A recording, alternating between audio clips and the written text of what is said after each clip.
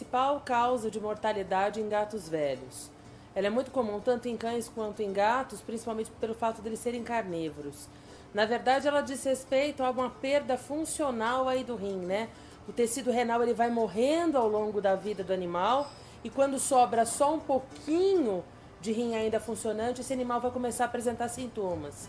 Então, na maior parte das vezes, é uma doença silenciosa. A principal doença renal, ela se chama nefrite túbulo-intersticial, que é a principal causa da doença renal crônica.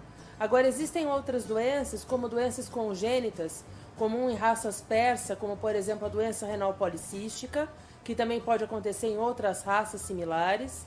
A gente tem também a amiloidose renal e os tumores renais, principalmente o linfoma renal, em gatos que sejam infectados pelos vírus da AIDS felina e da leucemia viral felina. A doença renal crônica é a que é mais comum na espécie, que diz respeito a uma inflamação crônica do rim, e o rim ele vai sendo lesionado à medida do tempo e a partir daí ele vai sofrendo um processo de cicatrização gradual. Então o tecido funcionante é substituído por um tecido de preenchimento que depois não funciona mais. O meu gato está com doença renal, o que eu posso fazer para ajudá-lo? Bom, primeiro você sabe que esse seu gatinho ele vai ter que passar por consultas frequentes. A partir de agora ele é um paciente crônico do veterinário que o atenda. Então ele tem que fazer exames de rotina sempre, verificar se ele mantém os exames em ordem, se ele vai apresentando alterações, alguns exames que piorem ou não ao longo do tempo.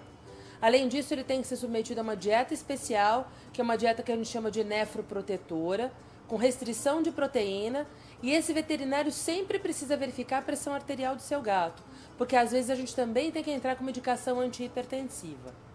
Como saber se meu gato está com algum problema renal? Existem sintomas? Alguns gatos, eles podem não apresentar sintomas nos primeiros estágios da doença renal. E isso é um grande problema, porque daí ela progride e quando a gente percebe esse animal com sintomas, às vezes a gente já não consegue mais tratá-la de forma reversível. O que a gente pode fazer? Levar o seu gatinho ao veterinário, pedir para que ele faça um exame de sangue para verificar quanto está a creatinina desse gato, fazer um exame de urina para verificar quanto está a relação proteína e creatinina nessa urina e fazer um ultrassomzinho desse rim. É aí que a gente começa para verificar os animais que ainda possam não ter sintomas, mas que já apresentem algumas alterações que só o veterinário vai poder descobrir.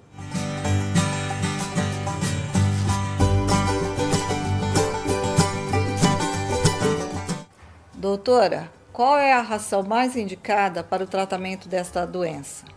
Na doença renal crônica, o tratamento dietético mais ideal é quando a gente faça uma restrição de proteína, mantenha uma proteína com alto valor biológico, ou seja, que incorpore na musculatura desse gato, que não faça com que ele forme compostos tóxicos. A gente fazendo a restrição proteica, imediatamente a gente também faz a restrição de fósforo, que é um elemento bem nocivo para o animal que tem doença renal, porque ele retém fósforo no organismo também. A Equilíbrio é altamente indicada para o tratamento de pacientes com doença renal, mas para paciente com doença renal crônica tem que ser a renal propriamente dita. Ela é uma ração que ela fornece todos os ingredientes que esses animais precisam, de uma forma bem balanceada, de acordo com as necessidades do paciente com doença renal crônica, e ela tem se mostrado bastante efetiva para os pacientes que apresentam emagrecimento, que apresentam altos níveis de compostos tóxicos no sangue, porque os exames laboratoriais praticamente eles se reduzem bastante, ou eles quase se normalizam com 4 a 6 semanas de tratamento. Ideal também é ressaltar que é uma ração altamente palatável e esses gatos que normalmente já estão um pouquinho mais enjoados para comer, têm uma grande aceitação desse alimento.